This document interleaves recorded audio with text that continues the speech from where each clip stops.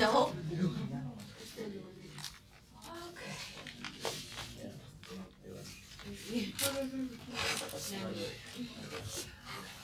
To keep your spirit and energy up from last class. But we're gonna have a review session on Monday at 4 o'clock. Okay, still here. I think this room will be empty. Done. I hope so. Yeah. If not, we will find another place. But 4 o'clock. Okay, I'll meet you guys here. Okay. Yeah, 4 o'clock. Okay. Because I won't have much time to talk about the exam, and but I will talk a little bit what you should do during the weekend. Okay, before you come to the review session. All right. Okay, so we're gonna finish this chapter, and this game theory chapter, and I have introduced you the following game settings.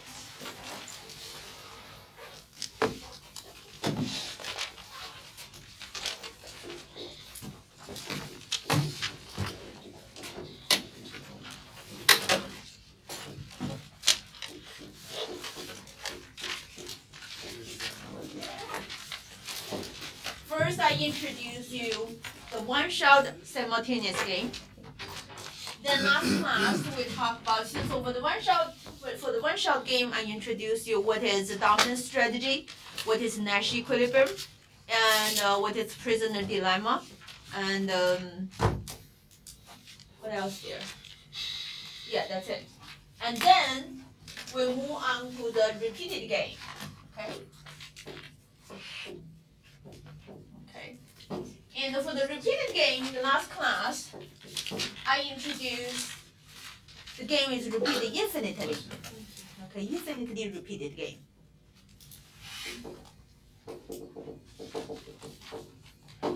For the infinitely repeated game, okay, if we have a situation of prisoner dilemma in a one-shot game, okay, and I have shown you that one possible one Nash equilibrium is what? For the infinite repeated game, what is that one Nash equilibrium? Not zero. Whatever the fallback Nash equilibrium. That's right. Whatever the one-shot Nash equilibrium is, and if that is repeated infinitely, that will be one possible Nash equilibrium, right? Okay, and so which means the players never cooperate. Okay, they just the play like it's one-shot game each time. Okay, so that's one possible. And then last class introduce you what if they cooperate every round, right? Okay, would that be possible? Okay, I show you if we have a trigger strategy. If a trigger strategy is supported, and then we will have a cooperative outcome for every round, right? Okay, so that's where I introduce you the trigger strategy. You have to have the trigger strategy as the off equilibrium path in order to support that cooperative behavior each round. Trigger strategy was the cheating, non-cheating? Yeah, trigger strategy said that I'm going to cooperate every round until I see my rival cheat. Then I will cheat forever. That's this trigger strategy. So that sets the off equilibrium behavior. Okay, so that has to be there in order to support the equilibrium path. Okay, and I show you how do you decide whether trigger strategy can support that, right? You compare the benefit of cheating with the cost of cheating. Okay, if the benefit of cheating is smaller than the cost of cheating, then the trigger strategy is good enough to support it. Okay, and we're gonna say more of that. Question? No? All right. So today we're going to move on to finitely repeated game. Okay? Then after I introduce the finitely repeated game, then we move on to another game. It's no longer sequential. It's no longer simultaneous. It's a sequential game. Then I will introduce the equilibrium concept for the sequential game. So that's what we're going to do. We're going to do the finitely repeated game, and we're going to do the sequential game. Okay? All right. For the finitely repeated game, I'm going going to divide this into two categories. Okay, one is certain about the final period, and the other category is uncertain about the final period. Okay, what does it mean? If I tell you this game will be repeated 5 times, that is certain, right? We're certain when this game is going to finish, okay? And if I tell you we're going to play this game for a certain round, I'm just not telling you how many rounds it is. That is uncertain, but it's still finitely repeating, okay? So, and we're going to talk about the strategy for these two different settings. Now let's look at the example we had in the last class. Still the same example, okay? Now we talk about what if this is certain about final period, what is if it's uncertain about the final period. So we're still in this simultaneous game.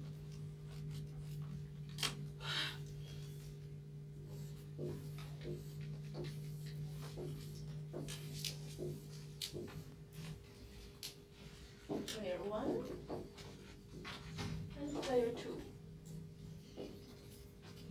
Okay, left and right. Go on. Up and down. We have 0, 0, 50, minus 40, minus 40, 50, and alright. So it's the same example as when we had it before. You all know which one is Nash equilibrium? Yep. Yes. Which one?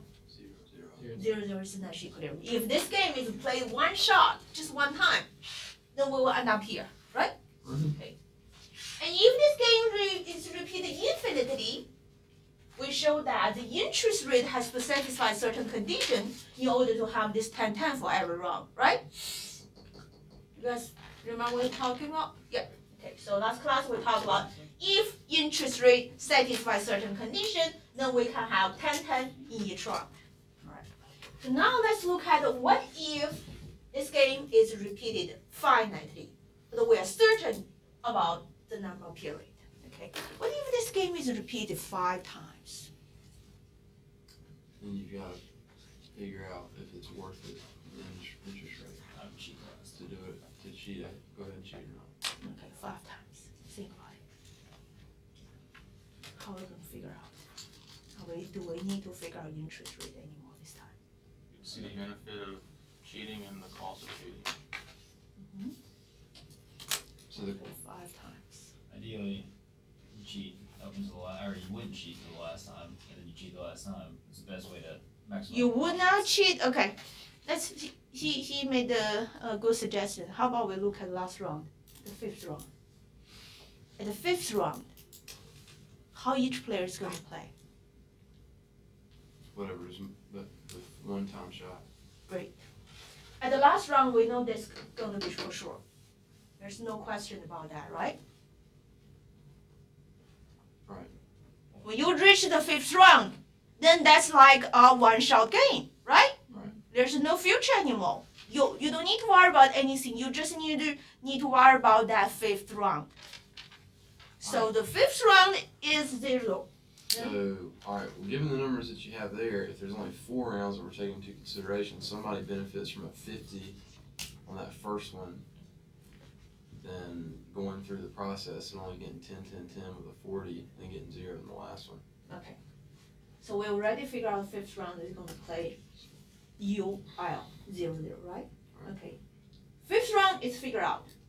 Do we need to worry about it anymore? Could you tell me why it's that? Like it's. Okay. When the game is reached the 5th round, and that's the only round they have, there's no future, right? So it's like they are facing just one game, one shot game, one period game. So you're gonna play like how you're gonna play in a one shot game, right? Because there's no future to worry about. Which is always the Nash equilibrium fallback, the That's natural. So that's why the 5th round is always gonna end up with 0 and 0, right? Right. Okay. 5th round, we nail down. What's the next round we're going to try to figure out? Fourth. Fourth or first? I said first. Number So two. I'm assuming since your hesitation brings me to the fourth. But she does that on purpose. To second guess yourself. I always want you to second guess yourself. But my thing is, alright, D right there. For player two. If we know that the fifth round we're not gonna do any at zero, and you have 4 rounds to make some money, 4 times 10 is 40, Okay. whereas they could just play the 150 right there and make more in one shot. Okay. So you just said you just have 4 rounds to worry about, right? Right. Fifth round. Okay, good. If after the fifth round is nailed down, you just have 4th round to 4 rounds to worry about. Then when you reach the 4th round, how you gonna play? The 50. So okay, that way When you reach the 4th round, you can get 80 instead of 50. So you can go 10, 10, 10. no, don't worry. Okay, let's not worry about the first, second, third. Okay, Okay. because we do not know. We're gonna, so what you're saying is that you're gonna have the 0-0 the entire time. You're No, I'm not saying that. I'm trying to build step by step. Okay. I'm with it. Okay, so we figure out the 5th round, so we don't have to worry about it. And the players knows the 5th round is done. I know how the other ones are gonna play. Right. Okay, now they reach the 4th round. Think about it. Maximize your potential in 4th round. That's right. How do they maximize their potential in the 4th round? Cheat. Play 0-0 again. That's what I said. That's what we said. That's what I thought you were saying. That's right. So the 4th round, they're gonna maximize their payoff. Just like what they did for the 5th round. So they're gonna end up with 0-0. 0-0 again. So what changes? So they're gonna do that the in the entire time. Well, Obviously, if it's Yeah. 4 and So now 4th round is nailed down. We go back to the 3rd round. Okay, this is called unraveling. And the methodology we use is called what? Backward induction. We talk about backward induction, right? Okay, so anytime you have a sequence of the decision making and it's a finite period, there's a finite stage of the game, then you're always trying to figure out the last stage. Because in the last stage, you have least amount of unknown information. Because the history has been reviewed, right? Mhm. Okay, so you can always try to figure out the last round. So after you figure out last round, you unravel to the next round. Then the next round becomes the last round. And you can figure out the behavior of that round again. Then you just unravel, like peeling the onions. Until the first stage is the last stage you're gonna try to figure out. And you always, when you have a sequence of decision making, you always do that. That's called backward induction. So, if this game is repeated finitely, no matter it's 5 times or 500 times, and you're always going to end up 0-0 forever for each round. Makes sense. So this is basic. So that's what we find in Nash equilibrium. We And then find the Nash equilibrium for the one-shot game, and that will be the strategy for each round if Okay. it's finitely repeated, and we're certain about the number of period. Okay. So it's simple, right? Yeah. Okay. But now let's move on to this. We're uncertain. We do not know how many periods we're gonna have. Can you still use this backward But you know it's induction? gonna end eventually. You know it's gonna end, but you do not there's know. no central. You do not know whether this is the last round or not. No, I don't think so. You cannot use this backward induction anymore because you do not know whether this round is a current round or not. Okay? So how do we deal with this? Always play your best round. It'll be 0-0. For this uncertainty, we're going to utilize what we learned from here. We're going to use trigger strategy again.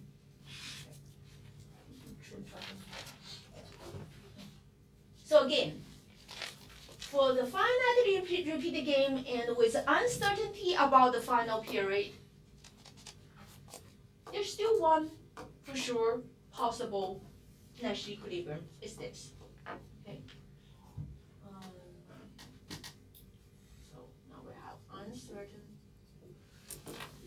of the final period.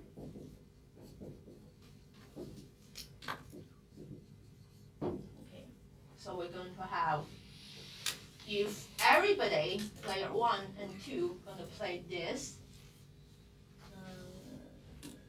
Player 1, they're gonna play L. Player 2, player 1 is gonna play L for each round. Then player 2's best strategy is play U for each round. Okay. So this one is one possible Nash equilibrium. Right. Okay. But may not be the only one. May not be the only one. So we're going to look at, for this situation, whether this can be the equilibrium strategy for every round. Okay. So we're going to use the trigger strategy. We say that, okay. And each person, each player is going to play cooperatively until they see the rival cheats. Okay. Then they will start cheating again. Okay. And to see whether this one, this trigger strategy can be supported, then we have to do this benefit of cheating and the cost of cheating.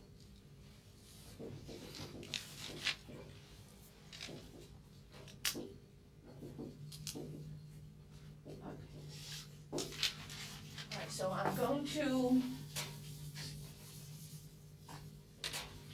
have this timeline here. Okay. This is 0, this is 1, 2, 3, 4, and continue on. We do not know how many periods, but we know it's finite. Okay. The thing here is you do not know when it's going to end. So I have to give you a probability. If I give you nothing, just tell you it is finite, we do not know when it's going to end, you cannot solve the problem. So now I'm going to give you more information. I'm telling you there is 30% of chance in each round that this will be the last round. So there's be 30% of times the game will end at 1. Okay, if you're here, if you're standing here at the beginning, and you know the game will end at a period equal to 1, it's 30%. You guys with me on this? Okay, we're just assuming that. So if the game will end with 30% of chance at period 1, that means the chance that game will reach to period 1 is 1 minus 30, right? Okay, 70% of time, the game will continue until period 1, right? Okay, now let me ask you, what is the probability that the game will continue at period 2? 60. 130 again. 70% multiplied 30%. I mean, Okay, let me repeat this. This 30% is a chance that the game will end. And that's just given? That's just given. Will end in each round. Okay? Okay, so now I'm telling you, okay, the chance that the game will reach to period 1 is 70%, right? 1 minus 30. Now if I want to calculate, I'm standing here, okay, I'm standing here.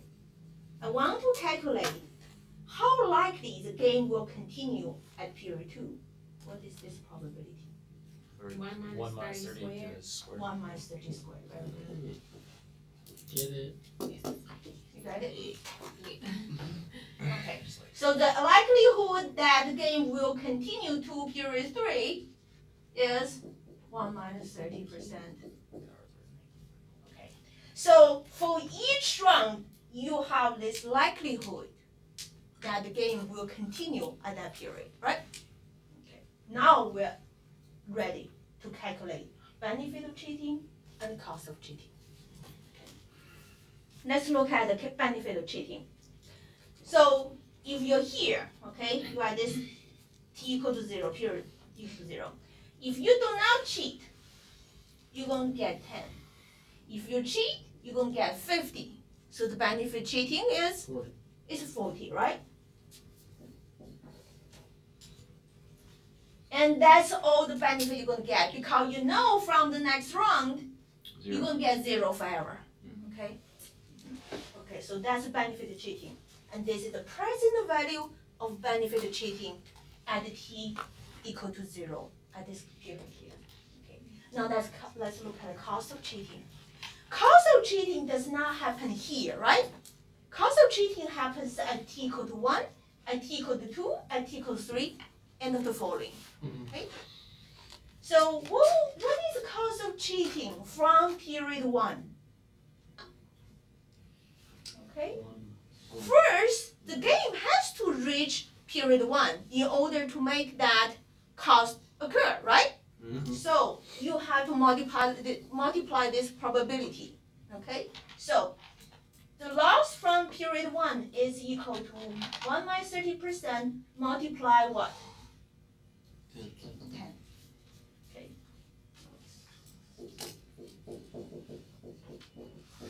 Okay. So that's the loss from the first period. How about from the Wait, second how'd you period? get 10 again?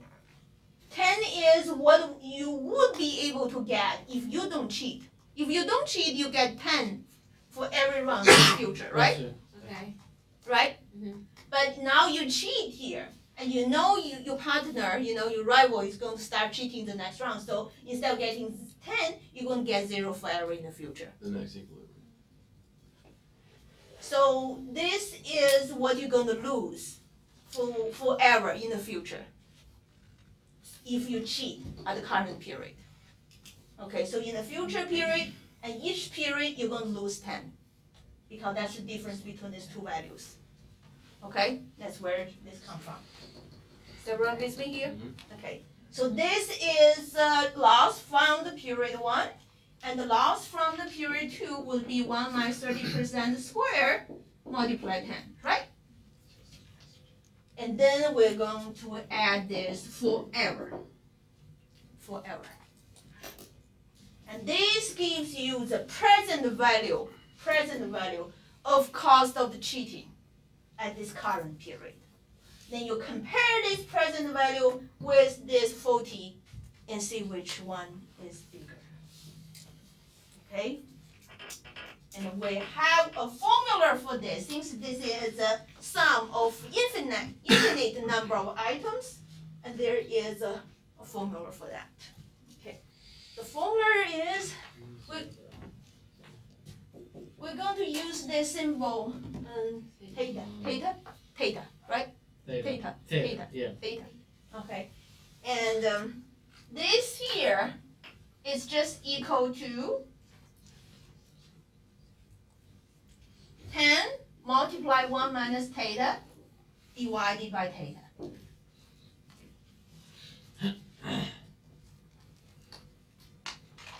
So in the future, you don't need to do all these, items anymore. You just plug theta into this formula here. But this 10 here, remember, is the difference between the cooperative outcome and the Nash equilibrium in the one-shot game.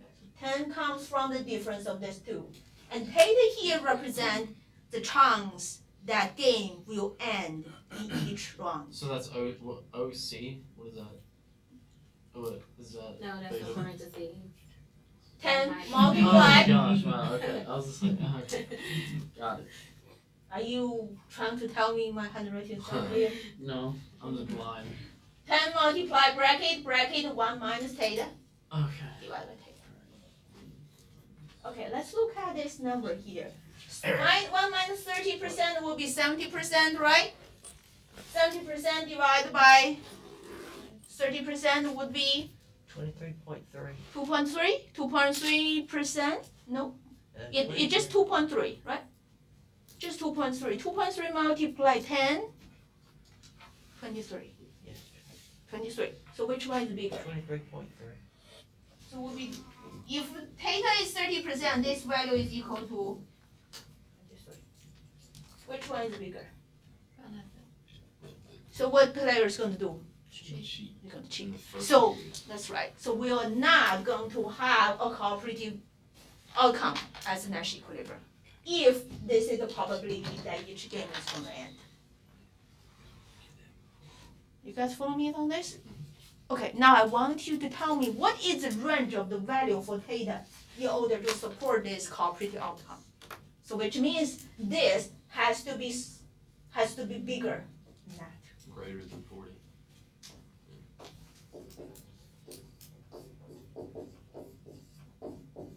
Has to be greater than 40. We solve that. You guys can solve that one? That shouldn't be hard.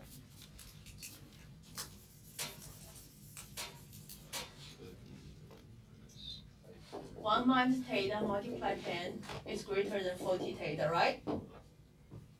Yes? Then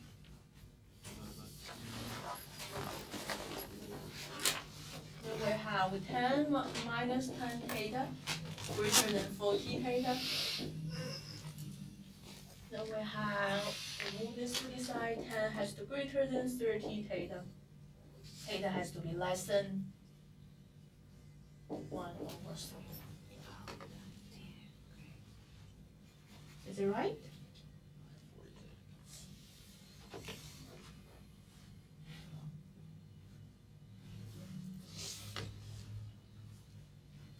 Did I make a mistake here?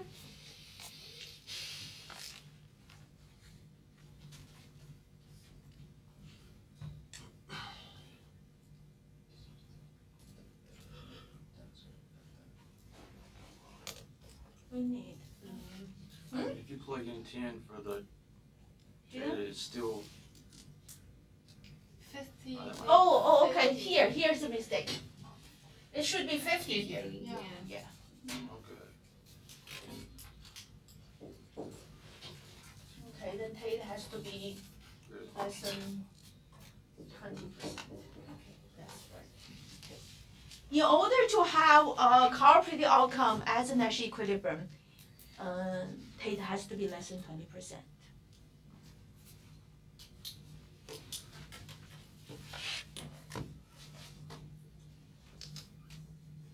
Does that make sense, guys?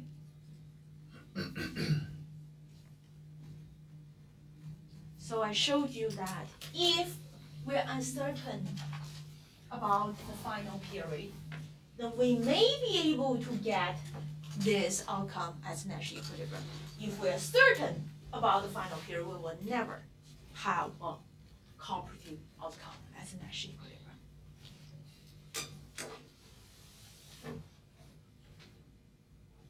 Is this difficult? Is this difficult? I'll take practice. Yeah. Take some practice. Mm. So far we have talked about this one-shot game, infinite repeat game, and finite repeat game. Okay. So next we're going to move to the sequential game. Okay. If you have any question about this set of game, and you need to ask me right now. And this stuff will be on the final. How come we chose that then for the, like, plugging it in? Where does 10 come from? Right, the bottom right one, right? Yeah, where'd that 10 come from? Yeah, you're asking this 10. And this 10 is not this 10. That's the cost of, there is It's the difference Yeah. between this number and this number. It's always gonna be those two numbers, the difference between those two numbers. It's always going to be difference between the outcome, the cooperative outcome, and the Nash equilibrium outcome. Okay. So basically, you figure out what is the Nash equilibrium outcome, and then you figure out what is a cooperative outcome, which is the better of one, and then the difference of these two is what we put in here. So we just did that for an uncertain, Uncertain about the final period, but it is finite. sure, yeah. So this, Brenda, you know where this 14 come from? Yeah, the 50 minus 10, the, So this is again cooperative outcome, and this is when they cheat, but the other one does not cheat, get 50. Okay. Right. And also another thing I want to mention here is, this is a symmetric game. Symmetric. Do you see that? It is symmetric. The player's payoff is exactly the same. Right? If it's not symmetric, then we may have two different calculations for each. We may have different calculation for each player. But right now we just have one calculation because this is a symmetric case. So corporations just have like resident economists that do this and make some whether or not they do joint ventures or something. Okay, let me ask you. We played that game, remember? Mhm. That game, I divide you guys into 3 groups, right? Ask you to figure out how many shrimp you're gonna catch. Remember that game? Mhm. Okay. Did you do the calculation? No. But eventually you guys convert, the outcome you chose is very close to the equilibrium. So even though you're not doing this mathematical calculation, but your underlying rationale is motivated by this. Yes.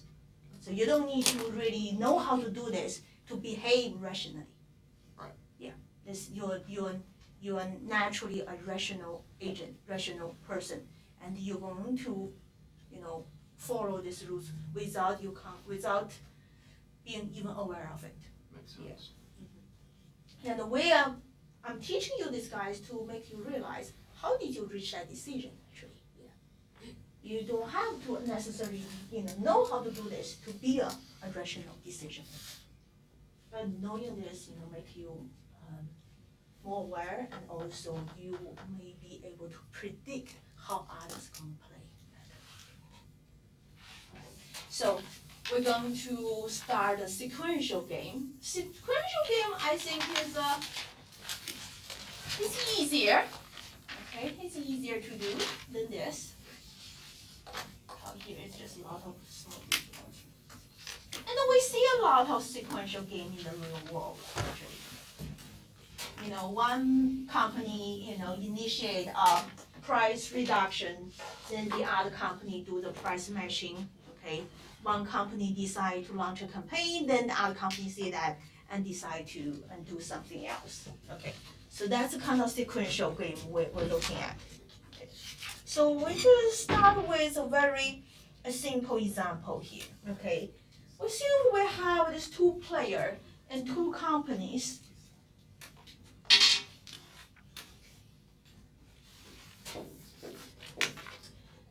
This player A, company A, is a leader, okay? You're gonna make the move first. And we assume that the move is very simple. They either will choose up or will choose down, okay?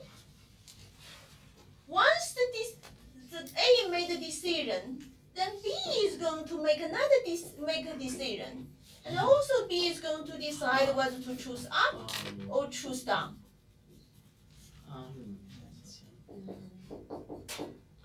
You guys have a question? No, I was just, I think I've, touched on this subject, in my other economics class I took. Which class? I think it was either macro or micro. It was micro. Yeah, it was micro. Okay, so first player, 2 decisions. And once the decision is made, and the other player is making the decision. So player B observe A's decision before B makes his own decision. Okay? And after B makes the decision, then that's the realized payoffs. Okay, again, we have 4 different possible payoffs, 4 different possible payoffs.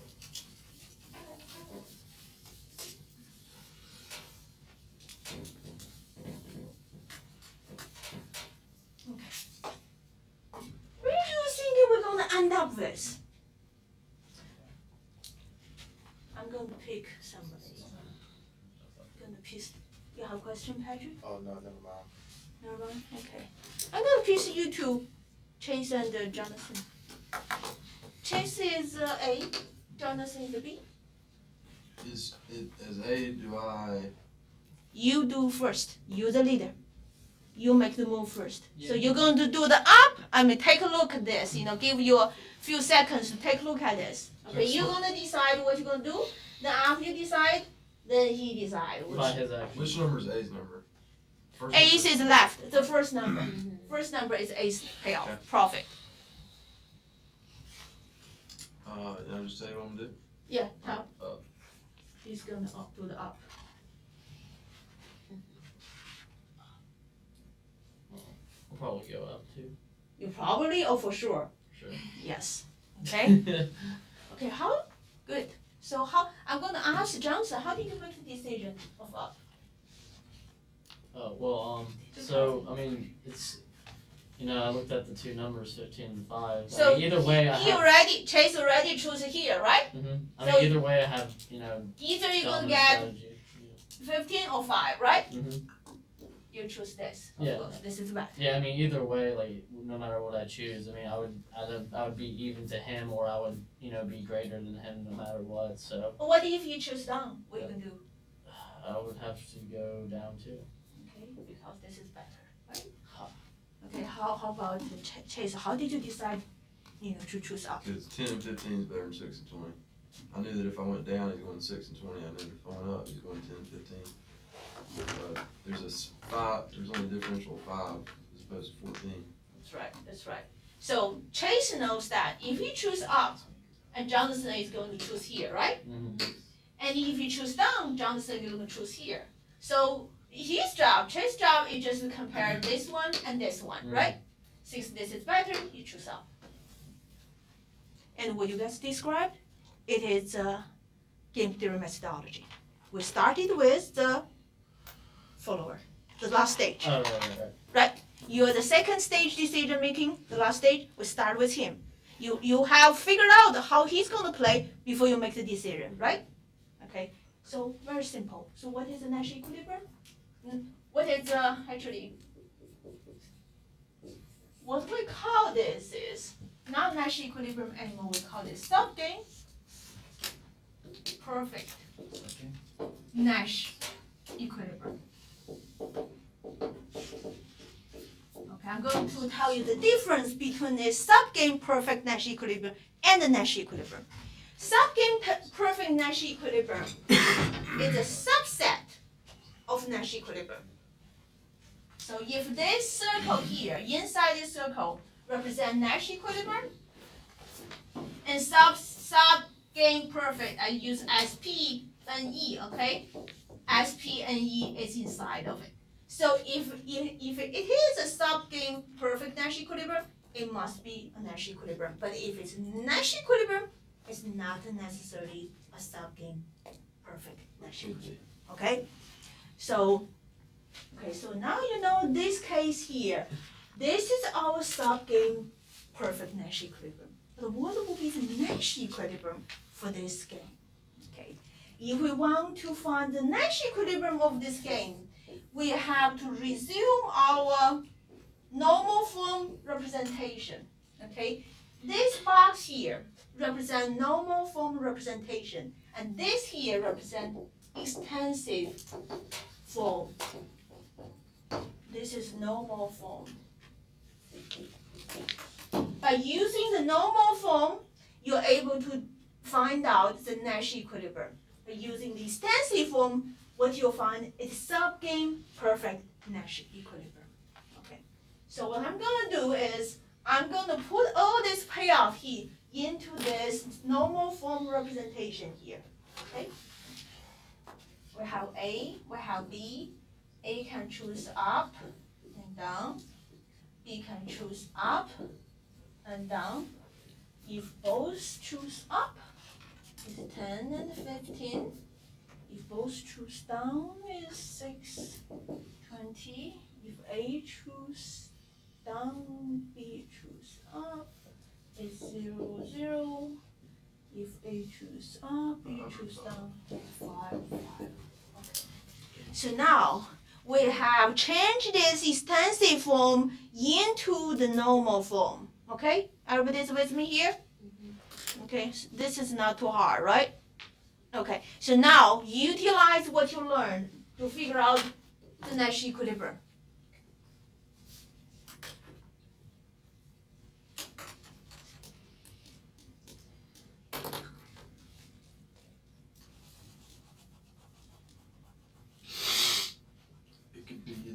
6 or 20 or 10, 15.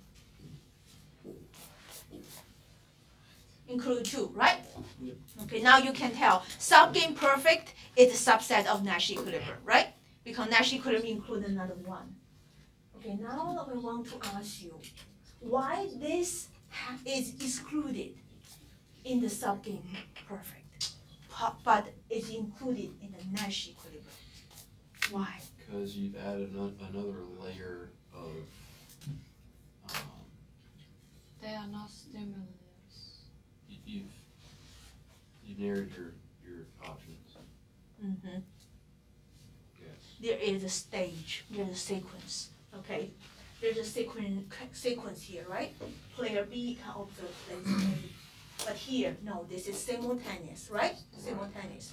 So, and here, the reason why this is a Nash equilibrium is because if A does play down, then it is the best strategy to B play down. Yeah. So if A does play down, and this is the best for B play down, but in a sequential setting, this is not a credible statement because Chase will never play down, right? So because there's a sequence there, and this becomes non-credible statement, that's why it is excluded from the perfect Nash equilibrium. Okay, so for any extensive form game, you can always make it into a normal form representation. And by using normal form representation, you can always find Nash equilibrium, and this Nash equilibrium always bigger or equal the same set as a subgame perfect Nash equilibrium. Okay, so subgame perfect Nash equilibrium is always a subset of that. Sometimes they may have the same set, but most of the time it's a smaller set for the subgame perfect. Is this hard concept? No? Do you guys feel very comfortable about this? Okay, and we finished this chapter. That's everything we want to talk about for this chapter. I have introduced you the simultaneous game, sequential game, and a different kind of simultaneous game. Okay. So, just a quick question. So, I know you spoke about a backward induction. Do we do like an exact problem of it? Yes, actually, what we did is backwards induction. That's backward induction. Because I asked you, okay, how did you do, Johnson? Okay. Because you're the second stage, you're the last stage. You're the last one who act, right? Okay. So we always start from the last stage, Okay. then we go back. Okay. Okay. So that example is backward induction. Yeah, so, I could extend this into another one, like this. Player A plays here again. Then again, you use the same strategy, start from the last stage. Okay. Okay, so that's the universal rule, for the sequential decision makings. Do you guys feel comfortable about this? It's pretty easy, This is lobby. a lot easier than the last chapter, huh? Yes. Yes, sir. Answer is yes. Okay, so now we can talk about the exams since we have time. And again, when are you setting up a 4 to 5. 4 to 5 on Monday? 4 o'clock, yeah, 4. For whatever. This room, I'm assuming. Okay, I'm going to open up the problem, the homework for this chapter, but it's not going to be recorded, so you don't have to do it. But you know what? I strongly recommend you to do it. Because I'm going to pick a couple problems from here Okay. and put on the exam. So you want to do it.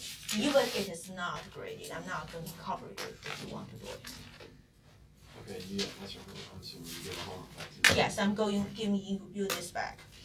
So this weekend, if you have time, what I want you to do is, a lot of you have done this great job here. A lot of you really done a good job for the chapter, chapter 9, right? Okay. And I think you guys really understand the material very well. But, for the people who have not done this, you really need to do every problem like they did, step by step, and trying to figure out exact number and see whether that number, match the number in the computer. And that's what I want you to do this weekend. Go through each homework problem, okay?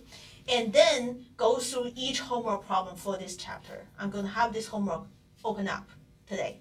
Okay, go through that, each one. All right.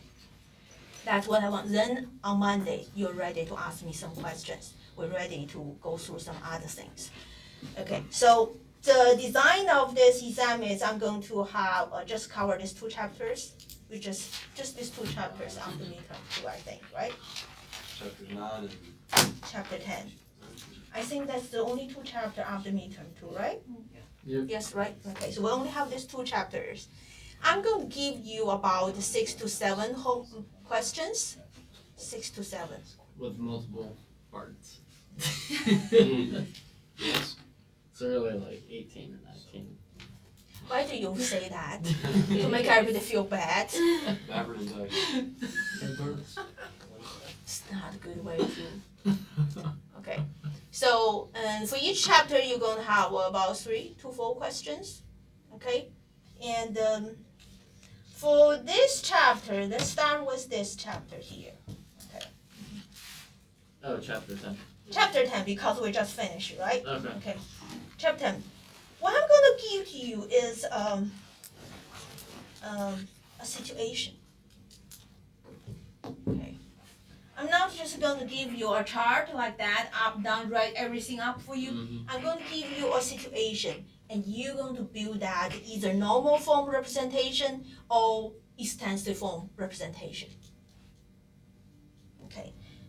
For example, here is a example I want to. It is a very simple one. And Coca-Cola and the Pepsi Corporation. What page is it? This is question 13 in page 403. 403. 403, question 13. Okay. Let me just, Sure. Sorry. read this question. Coca-Cola and the Pepsi are the leading competitor in the market for cola products. Okay. In 1960, Cola introduced Sprite, which today is a worldwide leader in the lemon lime soft drink market and ranked fourth around all soft drinks worldwide. Okay. Prior to 1999, Pepsi did not have a product that competed directly against Sprite and had to decide whether to introduce such a soft drink. By not introducing a lemon lime soft drink, Pepsi would continue to earn a $200 million profit, and Coca-Cola would continue to earn $300 million profit. So immediately you look at this number, 200, 300. It is a payoff for one situation, right? If Pepsi does not introduce any lemon lime soft drink. Okay. Suppose that by introducing a new lemon lime soft drink, one of the two possible strategies could be pursued. Pepsi could trigger a price war with Coca-Cola in both the lemon lime and Coca-Cola market, or Coca-Cola could acquiesce. Acquiesce. Okay. And each firm maintain its current 50-50 split of the cola market and split the lemon lime market 30 and 70.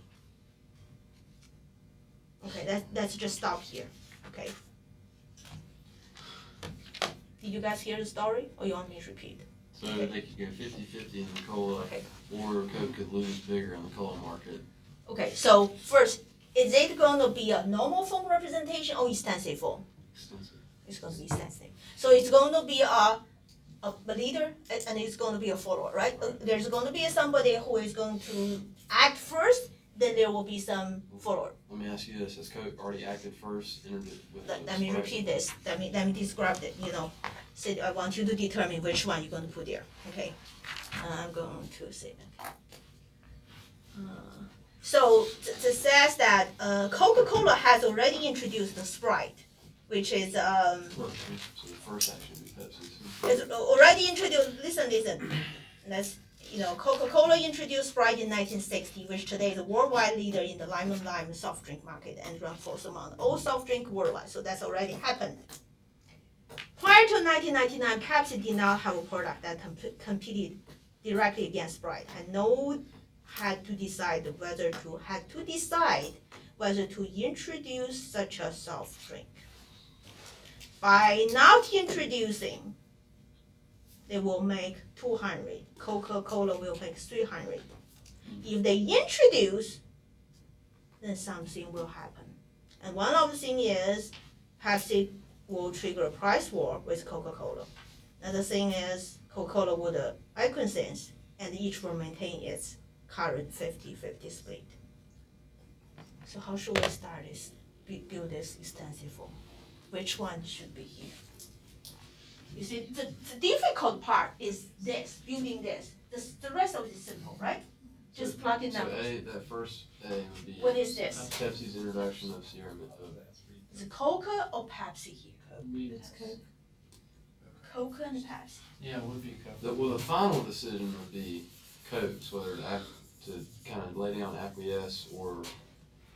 Depends But on Pepsi's Pepsi following whether to Coke introduce in or the not. lemon lime market. But Coke's got to react to Pepsi's. The final decision is Coke's. Okay. So right now, the Coke already has the Sprite. It's done, okay? And the Pepsi wants to decide whether to introduce that or not. If Pepsi introduce, then one of the two things might happen. Then So Coke Pepsi is the leader. So how should we build this? Pepsi leads. You agree, Pepsi leads? Okay. What do I write here? Introduce or not introduce. Introduce.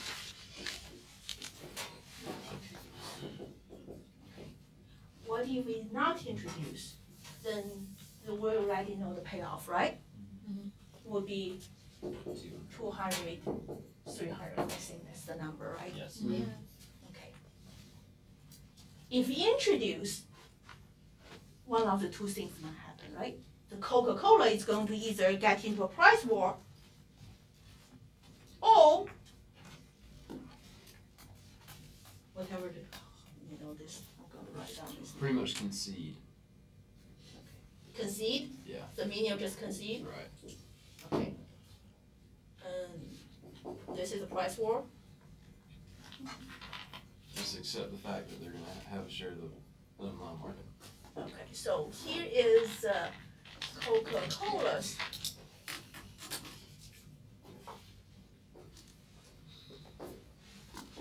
Okay, we'll just say Coca. Okay, what do I write down here?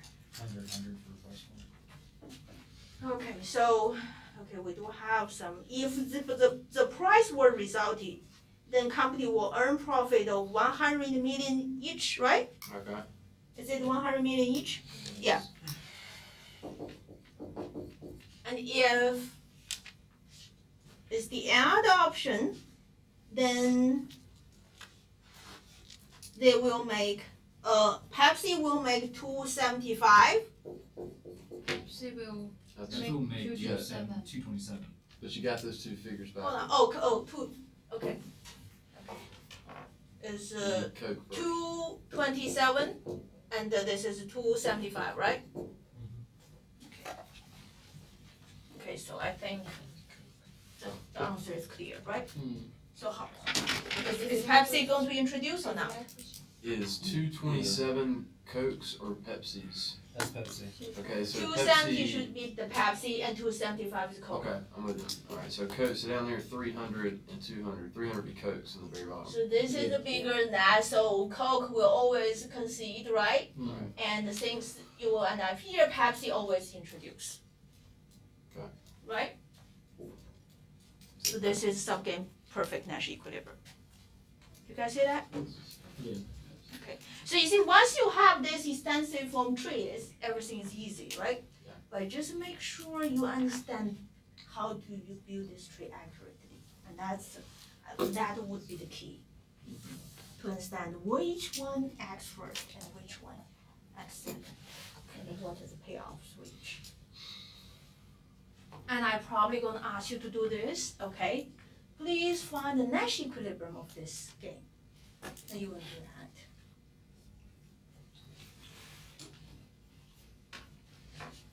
I have a question. Sure. if we decided from the follower, so color is the follower, so why he didn't choose the 300 instead of 275? It's not his decision to make. If- Hold on. Yes, okay, because when Pepsi choose not to introduce, then that's it. There's no decision for the player Cola. Cola here, there's no action variable. There's no action. Okay, so if not introduced, then that will be it. Okay, but here Cola can make two decisions. So when there's no option of provided downstairs, we just compare it on top of the decision. Basically, at this stage here, you look at which player's decision we're trying to figure out. We're trying to figure out Cola's decision. And Cola only has these two decisions. Oh. There's no decision for Cola to decide here. I got it. Got it, yeah. So how about Nash equilibrium here? Can you tell right away, do we have another Nash equilibrium in addition to that one?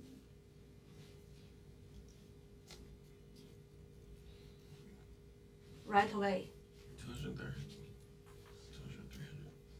300. This is also not a Nash equilibrium. Because if Pepsi not introduced, choose this will be the best, right? And if Cola makes this 300, choose that, and this will be the best for the Right. Pepsi as well. So in there you can tell this is another Nash equilibrium. So can you draw the normal form for us and here? Okay, so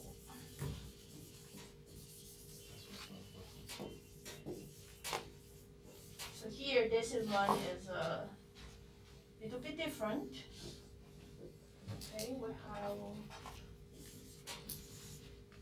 Pepsi, Coke, Coca-Cola, and here is Pepsi has introduced, not introduced, not introduced. Okay, and Cola has these two decisions, price war, and you can see it here. Okay, so if Pepsi introduce, we have, this is 100. If we're here, is 227, 275, right? If not introduced, It's 200, 300. And there's just no alternative. Yeah. so basically, actually, the Cola has no decision to make. So if you look at this, 200, 300 will be one of the Nash equilibrium. Right? Okay. Do this here quickly.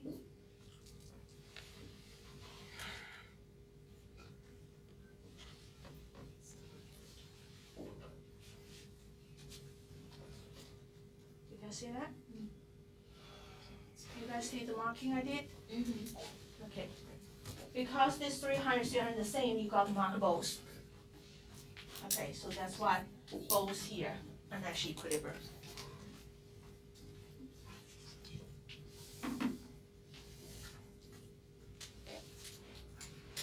So you're going to see a situation just like that. I'm going to describe the story and you build a tree for me and figure out the subgame perfect for perfect Nash equilibrium. And I'm going to give you a situation for the extensive form, and I'm going to give you a situation for the simultaneous game.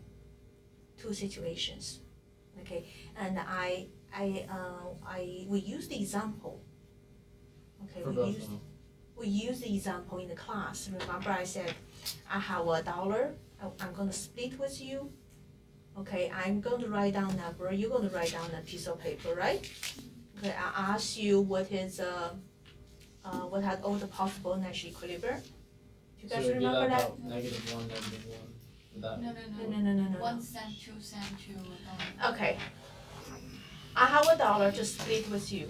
I write down the number I want out of this dollar. You write down the number, right? Okay. If the sum of these two numbers is greater than $1, we take home nothing. Basically, we take home zero. Yeah, that's what that whole chart with the like Zero. Okay, yeah, the but negative. but no, the negative is About good. the manager and You talk about Oh, is that- manager oh, union, okay. that has a cost, but here in this Okay. case, there's no cost, So you it's just go, easier as a- you just go home empty-handed. Sure. But if it's less than dollar or equal to dollar, we take home that much. Okay. So for this one, you cannot build a tree, but you can still discuss the dominant strategy, Nash equilibrium, and how many Nash equilibrium will be there. You guys remember that one? Okay. And also, there is another story here. Okay, let me think. It will be on the final, but I don't want to give all away. So I'll have to think about how much I want to say.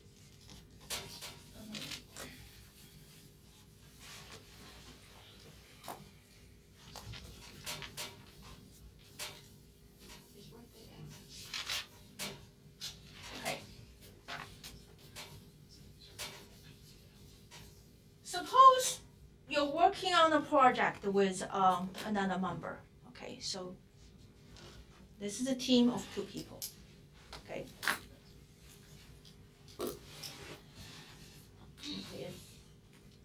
And John Yeah. working on a project together. I'm just gonna mess it up. Please don't mess up. Nah, he's just making fun of me. He's jealous. Okay. Guess he's not up there. Okay. And John here is a determining factor in the success of this project. Which means if he does not work, this project will not proceed or successful. Okay? And for N, this person's effort is not going to determine the success of the project. However, if the project is successful, they both going to reap the benefit of it. Think about this as like as a professor, we write papers. We co-author paper with. There's always someone who is the main author. Okay, if the main author put effort into it, and they can guarantee the success of the paper. Okay, if this main author does not work, then this paper will not be published. However, once this paper is published, 2 people's name will be on it. So both people will benefit from it. You guys understand what I'm talking about? Okay, so that's kind of situation, the background. Okay, and I'm going to give you some numbers. Then I want you to find what is Nash equilibrium of this situation. 2 people work on the same project, okay? One person's effort determines the success of this project. But if it is successful, both people are going to benefit from it. You say that again? The important thing is to understand. It's not that, think about it. You're working on a project with another person. The main author determines whether this paper is going to be successful and it's going to be published. If this person works, and this project will be successful, and both people will benefit from it. If this person does not work, the main author does not work, then the paper will not be published, and then nobody can benefit from it. Okay, that's the background. Okay, and I want you to find the Nash equilibrium for this story.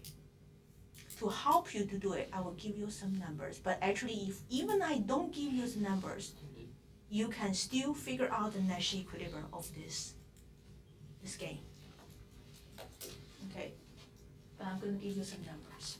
Okay, if the project is successful, both people will benefit from. So there must be a benefit, right? Let's say we use number 3 to represent the benefit of publishing the work.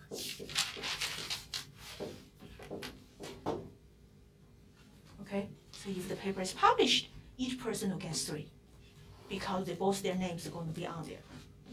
Are you guys follow me on the story here? Yep. Okay. What else included there?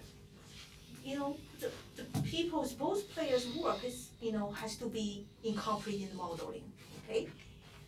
For, if anyone works, this person is going to have this utility, we call it this utility, you guys know the utility, right? Mhm. Okay, if anyone works, this person going to have a this utility of 1.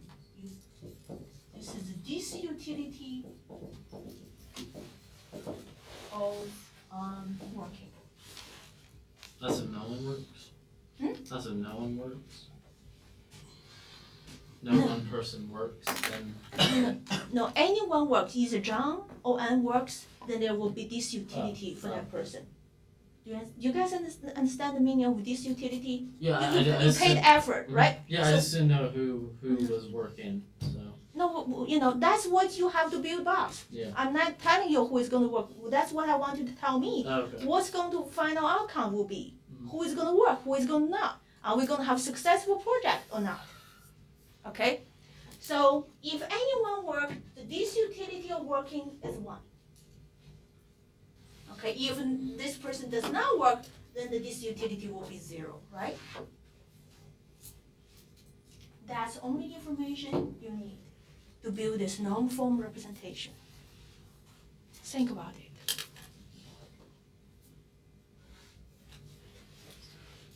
Okay. The background is if John works, then the project will take off and each one will reap the benefit. If John does not work, nobody is going to have. You'll have 6 minutes, perfect. Think about how do you use a normal form representation or extensive form. I can tell you this should be a normal form representation, okay? Both decide how much work to put into it. To capture this story.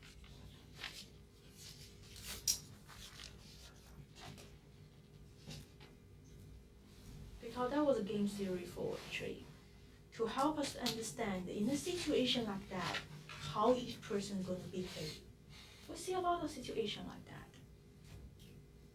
Here we just symbolize the story, use some simple number to represent.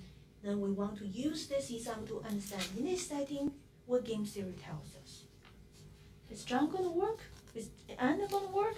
Are we going to have a project done at the end?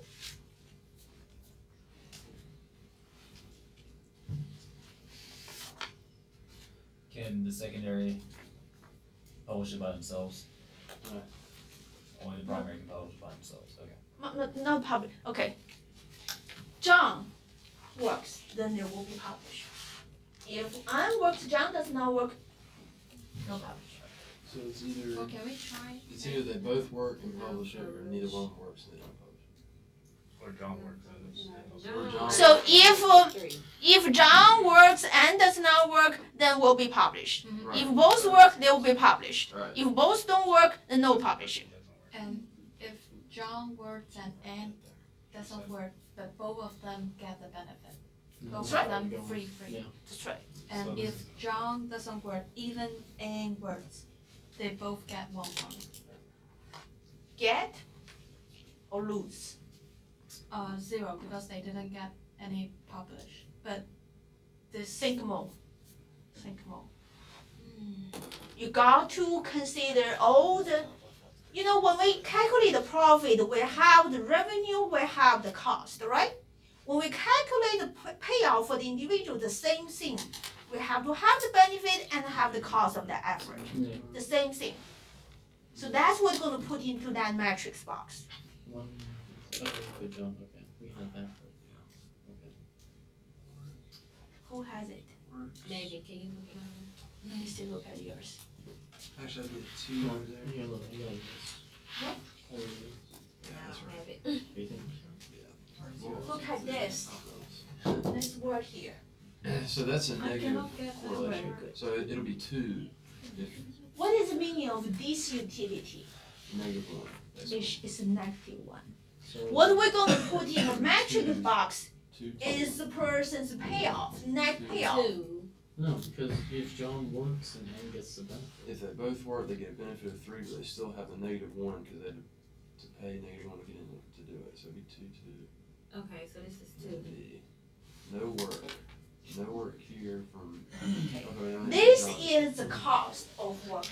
So, This is not the benefit of working. You cannot add these two together because this represents the If benefit from John- working. This if represents John the doesn't cost work, from Maybe the two. working. So John works every the day. 3 represents both of them, John right? doesn't. No, as long only, okay, listen to the story. The story is very simple. John is the main one. John is the main one. If he works, then both gonna benefit from it. He works here. Period. Now- 2. So, Well, and we published. Why is that a 2? And Because cannot get things done on No, her no, own. I'm saying Consider an hour for opportunity might be cost. right. And will So and still either be way- published even if she doesn't work. Okay, well 3 would be fine too. This is a joint project. Like I said, if So- if John works, they will be published. If John does not, then there's no publishing. Right. Yeah, that's it. Let me ask She you this. doesn't have to work. Yeah, she I don't know. have to work. She does I not. just wanted to make sure because If if they I was both- on a joint public, If they both work and it gets published, would the utility be 2 and 2 or 3 and 3? I was just gonna 2 and 2 because they work. What do you That's a good question. It's 2 and That's 2, a good right? question. Because that's right. You go, you go. Okay, so it's 2 and 2. Because you have to take into consideration of the effort. That's She all. said you can't add Then those you're gonna have together, to so- subtract 1, It's over. whatever it is. Okay. I'm not saying you're wrong. Somebody want to come here draw this? Somebody's almost get. You got it, Chase. You got it, Chase. So show me draw it. Go get it, Chase. Go ahead. Let me hold that real quick. Yes, this understanding from yours. Okay. That's Yeah. So make sure you put the right thing here. Okay, everything needed there. Alright, so that's John, and that's Keith, and that's. But this has to be, if it don't work, it's 3. No. Huh? Good. Keep going. Yeah, keep going. Okay, good. Alright, if they both work, it's gonna be 2 and 2. And then if he works, oh, wait a minute, he works, it's gonna be 2 here. If they don't, it's 0. If he doesn't work, that's 0. And they could, I guess they could still have the option. -1, they're not gonna get anything from it. No work here. Alright, okay. Although that could be a 0, cause Come here, on this side so they can see you. Explain this one. Explain this. so if he works, I mean, the benefits of 3. If he works, are both people going to benefit from If it? at any time anybody works, it's gonna cost them 1, is one way you can look at it, the opportunity cost of doing it. So if he works, it will be successful, he will benefit from the 3 minus 1 because it costs him Good. that -1 to work. Do you guys follow here? Okay. right, Yeah, for Oh, Ann, she had about 3. this, it should be But 3. But 0, if they don't work here, they don't benefit. John He works. working. He works. John So work. they're gonna So it's benefit gonna be either way it go three. because he's That's not a a three. You said it right earlier. Now you're confusing me. Now you're confused. What should be here, guys? What are you asking? 18. 3. 3. Oh, okay. Right? That's what I understand. Right? Because Okay. Because working the great. end still benefit, even if she does not work, right? But since she did not work, so she can get 3, but John only get 2, right? This is correct, right? This is correct. And if John does not work, then there's no benefit, Both of them. both of them. But Anne works, but Anne is going to lose 1. You're right. So this is correct, and this is correct. Everything correct here. Okay, great. So what is the Nash equilibrium? Be 2, 2. Now use our methodology. Do not guess. No, Do not guess. What is the? We're looking at this column here. This is bigger. We're looking at this column. This is bigger, right? We're looking at this row. This is the bigger, right? Looking at this row. This is the bigger. What is Nash equilibrium? John works and doesn't. Okay, so game theory predicts that If we have situation like that, always one works, the other one does not work at all. It is common sense. It is, but This the game is explains- serious. Yeah. Let's go. So that's you're going to see. I'm going to give you a situation and you have to build the matrix box. But I'm going to change the situation and change the number.